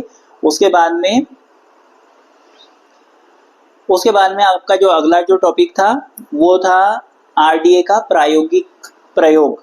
आरडीए का प्रायोगिक प्रयोग, तो आपको अगर आरडीए आता है तो आपको बस ये कहना है कि ये ऐसा अनुशंसित आहार भत्ता है कि ये हर एक अलग अलग वर्ग के जो लोग हैं, अलग अलग आयु सीमा के, अलग अलग लिंग के, या बच्चे, बूढ़े या जवान, महिला, पुरुष, इन सब के लिए अलग अलग एक उनने टेबल तैयार करी हुई है और व्यक्ति जो है किस एज का है, उसको किस किस तरीके का आहार लेना है, तब जाके उसका जो न्यूट्रिशन है वो कंप्लीट होएगा, उसका ध्यान रखा जाता है। और ऐसा नहीं कि बस एक ही दिन का ध्यान रखेंगे, उसकी पूरी एक टेबल बनेगी कि भाई ये इसको कंटिन्यूसली ये वाला आहार अपने अपने पोषण में डेली ऐड करना है, जिससे कि उसका जो पोषण का जो स्तर है वो मेंटेन हो जाए। तो ये बहुत इजी है। आरडीए को आप इस हिसाब से, बस एक चीज याद रखनी कि आरडीए का फुल फॉर्म क्या होता है, ये याद रखना है। बाकी चीजें तो आप लिख सकते हैं, जो मैंने आपको बताया कि अलग अलग उम्र के जो लोग रहते हैं उनको अलग अलग प्रकार का पोषण, अलग अलग प्रकार का पोषण की जरूरत रहती है, और उस पोषण के को एक निर्धारित करते हैं और उसके हिसाब से उसको पोषण दिया जाता है, जिससे कि उसका शरीर जो है वो कुपोषित ना रहे, वो पोषित हो जाए। उसके बाद में अब आरडीए के प्रायोगिक प्रयोग क्या होते हैं, मतलब कि इसका प्रैक्टिकल एप्लीकेशन क्या होता है। आरडीए का प्रैक्टिकल एप्लीकेशन क्या होता है, पोषण संबंधी आवश्यकताओं की पहचान। तो ये क्या करता है, इसकी पहली एप्लीकेशन तो ये है कि पोषण संबंधी आवश्यकताओं की पहचान करता है, मतलब कि भाई किसको कौन कौन सा प्रकार का पोषण चाहिए, एक तो वो निर्धारित करता है। आहार योजना मतलब कि पहले तो पोषण की जांच कर लेता, भाई इसके अंदर ये वाला पोषण कम पड़ रहा है, फिर वो उसका क्या है आहार योजना बनाता है कि इसको ये आहार मिलना चाहिए। फिर खाद्य सहायता कार्यक्रम, आरडीएस खाद्य सहायता कार्यक्रमों को डिजाइन करने में और उनकी प्रभावशीलता का मूल्यांकन करने में भी मदद करता है। फिर पोषक तत्वों की कमी का अनुमान, मतलब कि आरडीए का उपयोग व्यक्तियों के लिए पोषक तत्वों की कमी के संभावित जोखिम का अनुमान लगाने के लिए भी किया जाता है। खाद्य लेबलिंग, आरडीए खाद्य लेबलिंग में भी मदद करता है, जिससे उपभोक्ताओं को ये पता चलता है कि किसी खाद्य उत्पाद में पोषक तत्वों की कितनी मात्रा होती है और यह उनकी दैनिक आवश्यकताओं के कितने प्रतिशत को पूरा करता है। स्वास्थ्य संबंधी सलाह, आरडीए स्वास्थ्य संबंधी सलाह देने में भी मदद करता है, जैसे कि विशिष्ट स्वास्थ्य समस्याओं वाले लोगों के लिए आहार संबंधी सिफारिशें भी करता है। तो देखिए, ये आरडीए का अगर प्रैक्टिकल एप्लीकेशन पूछा जाए तो ये क्वेश्चन बहुत इजी है। इसको आपको बस ये याद रखना है, अनुशंसित आहार भत्ता इसको कहते हैं। और साथ में क्या है कि ये जो है एक तरीके का हर एक अलग अलग लोगों के लिए तैयार किया जाता है। पोषण का एक अपन कह सकते हैं एक टेबल टाइप की बनाई जाती है कि हाँ ये व्यक्ति जो है ये इस उम्र का है, ये महिला है, ये पुरुष है, ये बच्चा है, इसको ये पोषण मिलना चाहिए, तब जाके इसका शरीर जो है स्वस्थ रह सकता है। ठीक है, तो इसकी एप्लीकेशन यही है। अगर आपसे इसकी एप्लीकेशन पूछी जाए तो आप ये अलग अलग चीजें लिख सकते हैं कि ये स्वास्थ्य संबंधी किसी को प्रॉब्लम ना हो इसलिए बनाया जाता है। उसके बाद में ये जो है ये जो है आहार की योजना बनाता है, ये पोषण संबंधी आवश्यकताओं की पहचान भी करता है।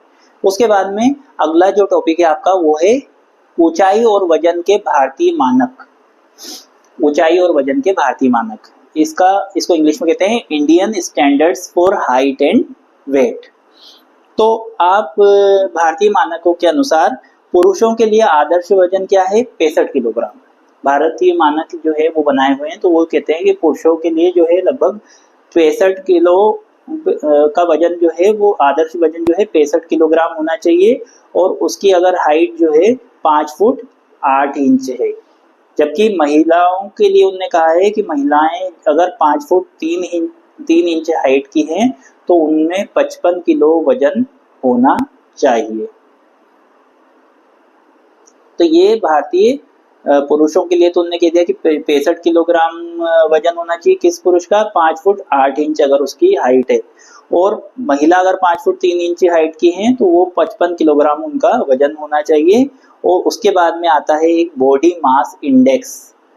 बॉडी मास इंडेक्स मतलब कि क्या होता है, ये बीएमआई आपने सुना होगा कि बीएमआई क्या होता है, कि बीएमआई की गणना वजन को ऊंचाई मीटर के वर्ग से विभाजित करके की जाती है।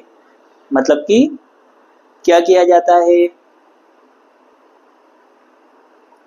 कि इनने क्या है एक चार्ट तैयार करा है। बीएमआई जो रहता है इसमें एक चार्ट होता है, तो उसमें क्या होता है कि उनने एक वो बनाया हुआ है चार्ट कि जिसमें इतनी हाइट का व्यक्ति है तो इसका इतना वजन होना चाहिए, उसका बॉडी का पूरा जो मास होता है वो इतना होना चाहिए। तो उस बीएमआई का जो पता लगाते हैं, ये कैसे लगाते हैं कि ये बीएमआई की गणना वजन को ऊंचाई के वर्ग से विभाजित करके की जाती है। अब जो है हाइट और वेट को देख करके जो है व्यक्ति को अंदाजा लगाया जाता है बीएमआई में कि भाई इसका वजन कितना होना चाहिए। उसके बाद में आगे बढ़ते हैं हम। अगला जो आपका टॉपिक है, तो यहीं पे आपकी सेकंड यूनिट खत्म हो गई दोस्तों।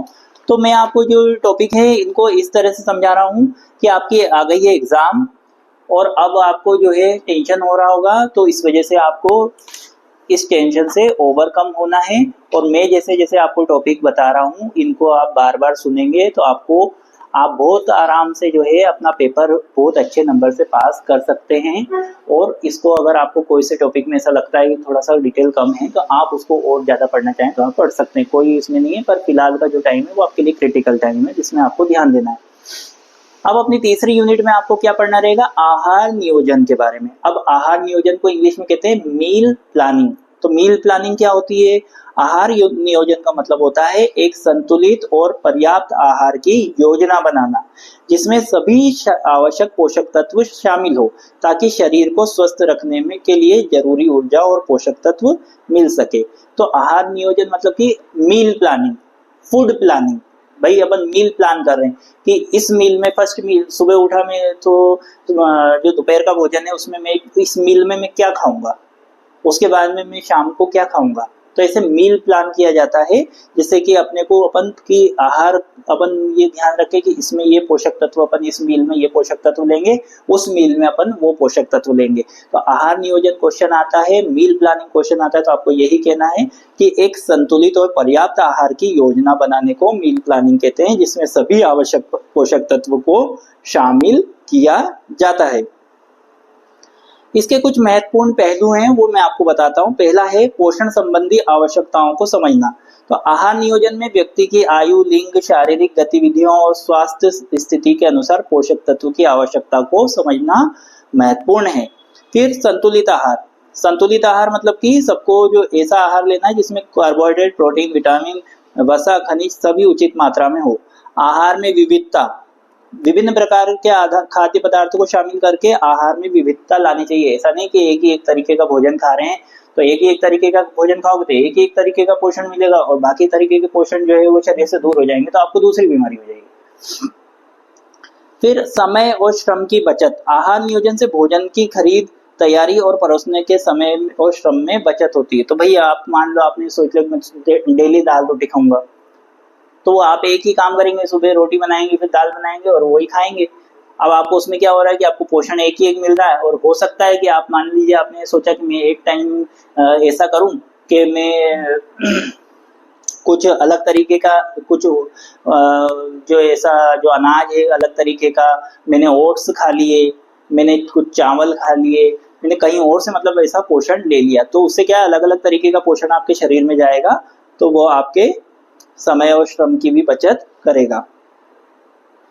उसके बाद में आहार नियोजन के सिद्धांत क्या क्या हैं ये आपको अलग अलग पॉइंट्स याद रखने हैं। अगर ये क्वेश्चन आता है तो आपको मील प्लानिंग आपको आ सकता है क्वेश्चन, तो आप इसमें जो है इसके जो सिद्धांत क्या है, कभी सिद्धांत पूछ लिए तो पहला सिद्धांत है पर्याप्तता। आहार के लिए सभी आवश्यक पोषक तत्व पर्याप्त मात्रा में होना चाहिए। संतुलन, सभी पोषक तत्वों को उचित अनुपात में शामिल करना चाहिए। सुरक्षा, आहार में कोई भी ऐसा पदार्थ नहीं होना चाहिए जो शरीर के लिए हानिकारक हो। व्यक्तिगतकरण, आहार योजना व्यक्ति की व्यक्तिगत आवश्यकताओं के अनुसार होनी चाहिए। मतलब कि ऐसा अलग अलग व्यक्ति का अलग अलग आहार होना चाहिए क्योंकि अलग अलग बॉडी की अलग अलग डिमांड होती है। आर्थिकता, आहार नियोजन किफायती होना चाहिए। मतलब कि ऐसा भी नहीं कि बहुत महंगा महंगा खा रहे हैं, रोज काजू बादाम खा रहे हैं और अपन काजू बादाम खरीदने की स्थिति में नहीं है। पता चले 2 दिन काजू बादाम खा लिए, बाकी दिन अपने को खाना खाने के लिए भी कुछ नहीं बचे, ऐसा भी नहीं करना है। आहार नियोजन के उदाहरण, नाश्ता। तो नाश्ते में आपने जैसे ओट्स खा लिया, फल, दूध या अंडे ले लिए। दोपहर के भोजन में आपने दाल रोटी सब्जी चावल ले लिए। शाम का नाश्ता आपने फल या दही ले लिया।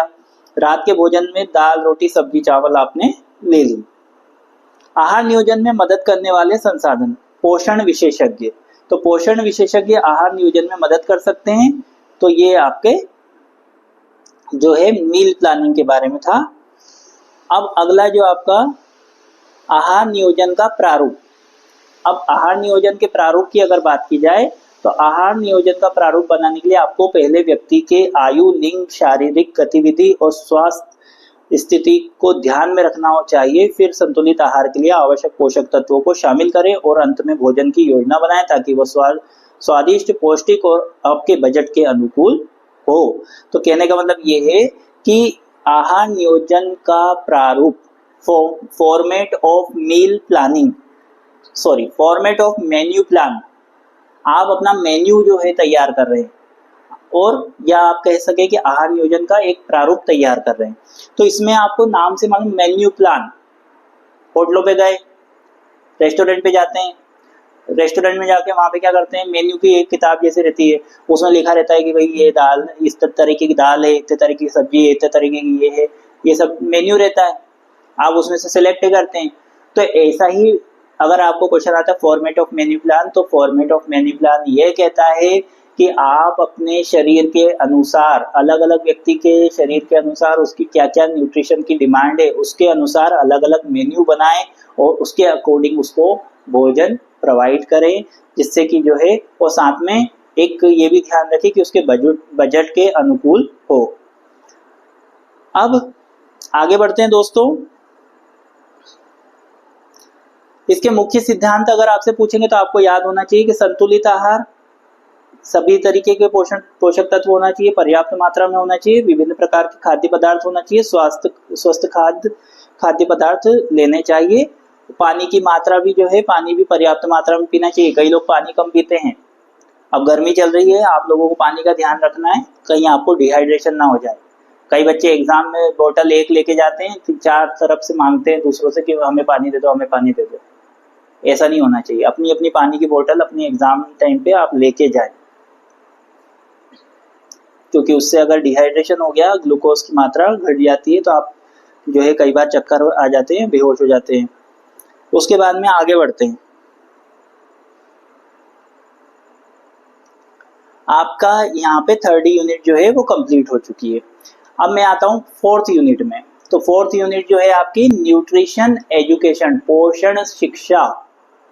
पोषण शिक्षा क्या होती है? पोषण और स्वास्थ्य शिक्षा प्रोग्राम। पहला मतलब कि आपका जो 4था यूनिट है वो काय के ऊपर डिपेंड है? पोषण शिक्षा के ऊपर डिपेंड है।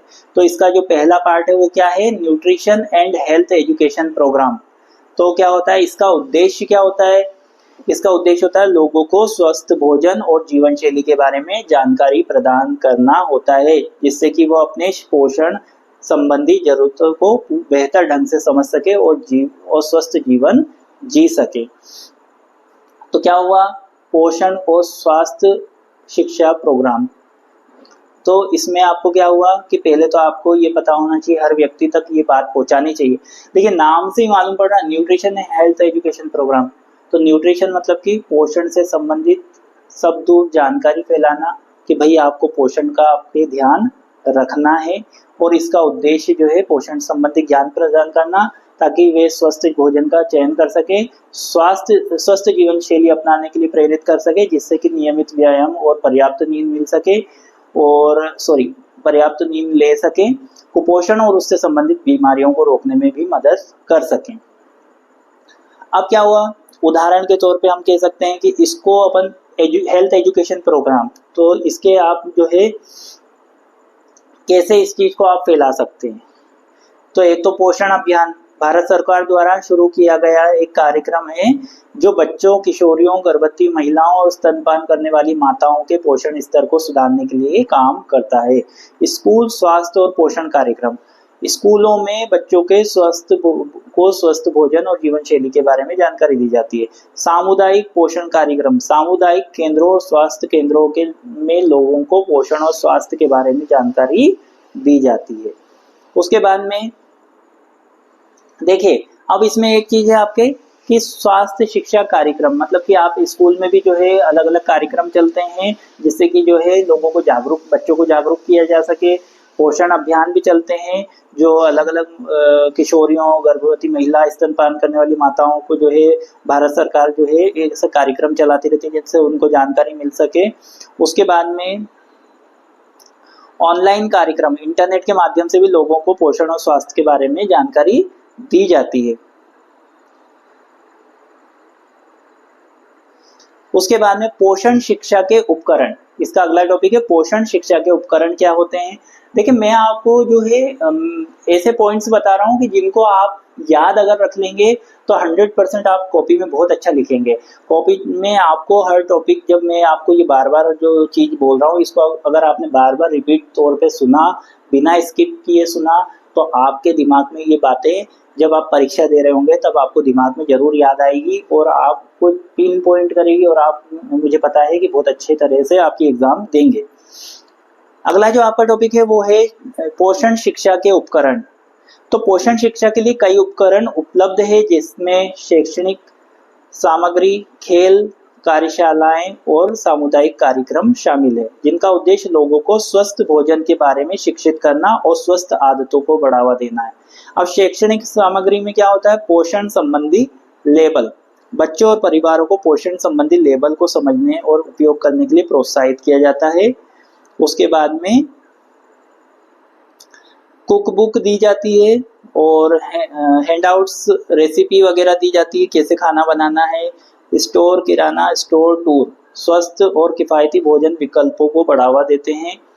उसके बाद में पोषण शिक्षा कार्यक्रम, पोषण जांच उपकरण, उसके बाद में पोषण अभियान, ये अलग अलग अभियान चलते हैं किशोरियों, गर्भवती महिलाओं, स्तनपान कराने वाली माताओं और 0 से 6 वर्ष की आयु के जो बच्चों को पोषण स्थिति पर जोर देती है। तो कहने का मतलब ये है, आपकी चौथी यूनिट में आपको कोई विशेष चीज नहीं है, सिर्फ इतना है कि न्यूट्रिशन और हेल्थ एजुकेशन प्रोग्राम के बारे में है कि कहाँ, मान लो न्यूट्रिशन की पोषण आप जानते हैं कि पोषण क्या होता है। उसके बाद में उस न्यूट्रिशन एजुकेशन तो प्रसार कैसे कर रहे हैं आप जानते हैं, आंगनवाड़ी है, आंगनवाड़ी में महिलाएं जो जाती है, बच्चे जो जाते हैं, उनको अलग अलग तरीके की खाद्य सामग्री भी वितरित की जाती है। स्तनपान कराने वाली महिलाओं को भी जो है अलग अलग तरीके की जानकारी दी जाती है। उसके बाद में अगर कोई महिला जो है हॉस्पिटल में भर्ती किया गया और उसको जब शिशु होता है तो उस समय भी जो है उसको हॉस्पिटल में जो है आजकल ये सुविधाएं हैं कि उनको एक जो चार्ट रहता है उसके अकॉर्डिंग उनको भोजन दिया जाता है। कई स्कूल्स में प्रोग्राम चल रहे हैं जिसके हिसाब से स्कूल्स में बच्चों को जानकारी भी प्रदान की जाती है।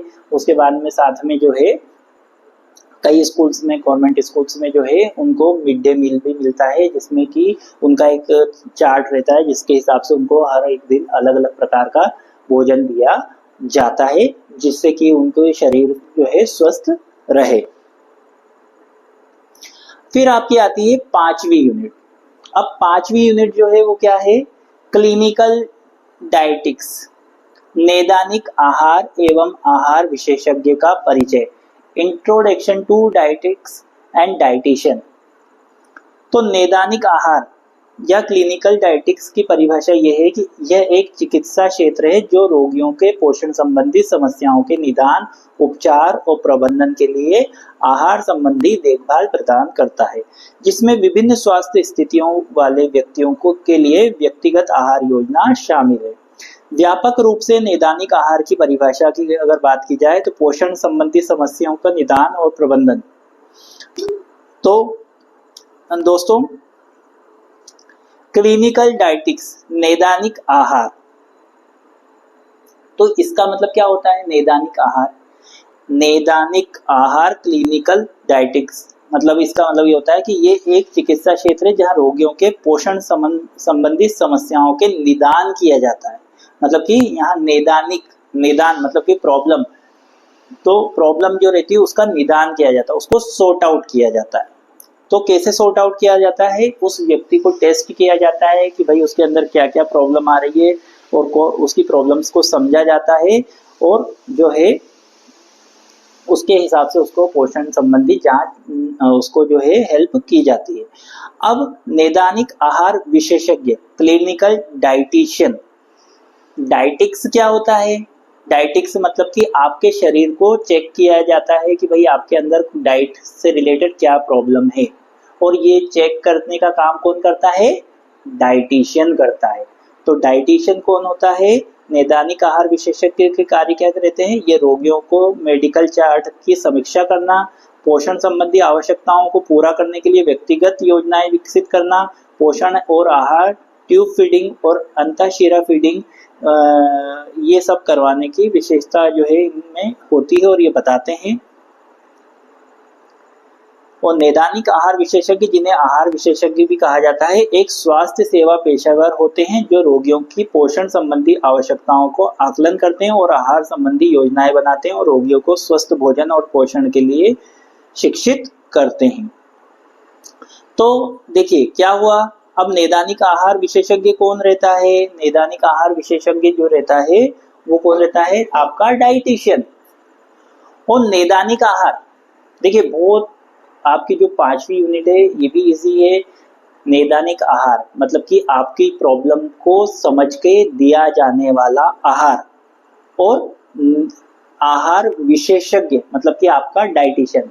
तो कहीं ना कहीं आपके नैदानिक आहार कौन जो है, आपकी प्रॉब्लम को जो निदान करने वाला जो आहार है वो कौन बताएगा? वो जो आपका डाइटिशियन रहेगा वो बताएगा। तो नैदानिक आहार तो कौन से आहार हो जाएंगे? जिन आहारों को आप लेकर के आपका बॉडी का निदान, मतलब ये आपकी प्रॉब्लम का निदान आप कर सकते हैं। और जो निदान आपको देगा वो कौन देगा, कौन करवाएगा आपको, उससे बाहर कौन निकलवाएगा? डाइटिशियन। तो इसमें भी करियर की बहुत ज़्यादा अपॉर्चुनिटीज है। आजकल बहुत सारे जो, आजकल आप जानते हैं कि हम लोग वैसे ही जो है सारा का सारा जो केमिकल युक्त खाना खा रहे हैं, सबको बहुत सारी बीमारियां होती है। आजकल बीमारियां भी ऐसी हो गई है जो कि जो है कई लगातार चलने वाली बीमारियां भी होती है। तो हर हॉस्पिटल में कहीं ना कहीं डाइटिशियन की आवश्यकता होती है। तो आपने बहुत अच्छा सब्जेक्ट लिया है वोकेशनल में, आप इसको आगे भी कंटिन्यू कर सकते हैं और आगे चल करके आप किसी हॉस्पिटल में या कहीं पे भी आप जो है डाइटिशियन के तौर पे भी वर्क कर सकते हैं। तो दोस्तों मैं समझता हूँ कि मैंने मेरी तरफ से बहुत अच्छा प्रयास किया है अब आपको समझाने का और आपको लास्ट मोमेंट पे ये तैयारी करवाने का। तो मैं समझता हूँ कि आपको इससे बहुत ज़्यादा बेनिफिट मिलेगा मेरे वीडियो से। और इस वीडियो को आप ज़्यादा से ज़्यादा लोगों तक शेयर करें। और इस वीडियो आपको कैसा लगा ये भी आप मुझे कमेंट बॉक्स पे ज़रूर बताएं। और आप किस किस सब्जेक्ट के बारे में और वीडियो चाहते हैं, किस किस टॉपिक के बारे में और वीडियो चाहते हैं, और जो है ज़्यादा से ज़्यादा आप इस वीडियो को शेयर करें अपने दोस्तों को भी, ताकि सबको इससे फ़ायदा मिले और सबका पेपर बहुत अच्छा जाए। और मेरी तरफ से बहुत बहुत बहुत बेस्ट ऑफ लक रहेगा। और प्लीज़ कमेंट बॉक्स में ज़रूर मुझे आप जो है कुछ ना कुछ अपना फीडबैक और कुछ अच्छे कि आप कौन से टॉपिक पढ़ना चाहते हैं, आपको ये वीडियो कैसा लगा इसके बारे में भी बताएं। और ज़रूर चैनल को सब्सक्राइब करें और इसको जो है और अपने दोस्तों को भी सब्सक्राइब कराएं।